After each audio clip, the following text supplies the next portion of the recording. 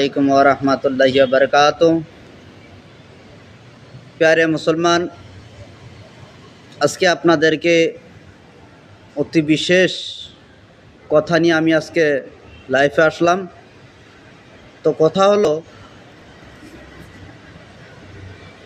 আজকে প্রায় কিছুগুলি মানুষ এই দুনিয়ার বুকে এমনও মানুষ রয়েছে যে আমার নবী করিম সাল্লাল্লাহু আলাইহি ওয়াসাল্লামকে ভালোবাসে না।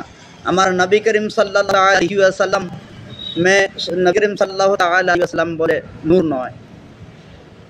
এই বেকুফ মানুষ, বুর্বক মানুষ, মানুষ, আমি তাদেরকে বলি, হ্যাঁ মূর্খ, জানে না নবী করিম সাল্লাল্লাহু আলাইহি ওয়াসাল্লামের বিষয়। সে ব্যক্তি কিচ্ছুই জানে না, সে ব্যক্তি হলো মূর্খ। যে ব্যক্তি বলে নবী করিম সাল্লাল্লাহু আলাইহি ওয়াসাল্লাম নূর নয়, যদি নবী করিম সাল্লাল্লাহু, ওনারা আবার এটাও কয়, যদি নবী করিম, এক জায়গার মাঝে আমি গিয়েছিলাম, যাবার পরে উচ্চ আওয়াজে বলতে আছেন যে নবী করিম সাল্লাল্লাহু আলাইহি ওয়াসাল্লাম নূর নয়।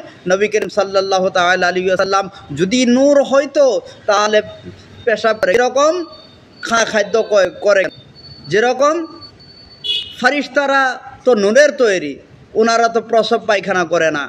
তো আমার নবী করিম সাল্লাল্লাহু তাআলা আলাইহি ওয়াসাল্লাম নূরের তৈরি নয়। আমার নবী করিম সাল্লাল্লাহু তাআলা আলাইহি ওয়াসাল্লাম যদি নূর হইতো তাহলে প্রসব পায়খানা করতো না, পেশাব পায়খানা করতো না। তো প্যারে মুসলমান, নাউজুবিল্লাহ কোন, কেননা এই যে ব্যক্তি উঁচু গলায় আওয়াজে স্টেজে বলেছেন নবী সাল্লাল্লাহু তাআলা আলাইহি ওয়াসাল্লাম যদি নূরের তৈরি হইতো তাহলে প্রসাব পায়খানা করতো না। তো প্যারে মুসলমান, এইটা দেখেন উচ্চ সুরও বলতে আছে। আমি তাদেরকে বলতে চাই যে সেই বেকুফগুলোকে বলতে চায়। আর কিছুগুলো মানুষও বলে নবী করিম সাল্লাল্লাহু আলাইহি ওয়াসাল্লাম বলে নূরের তৈরি নয়।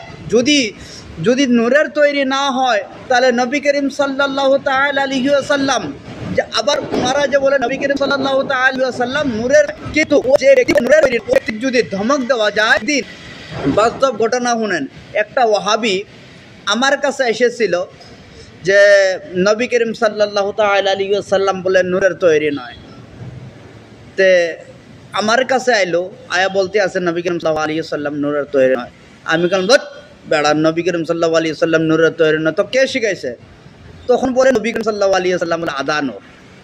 কথা বিষয়, আরে বাবা, ইমান সবচেয়ে শক্ত করুন, মজবুত।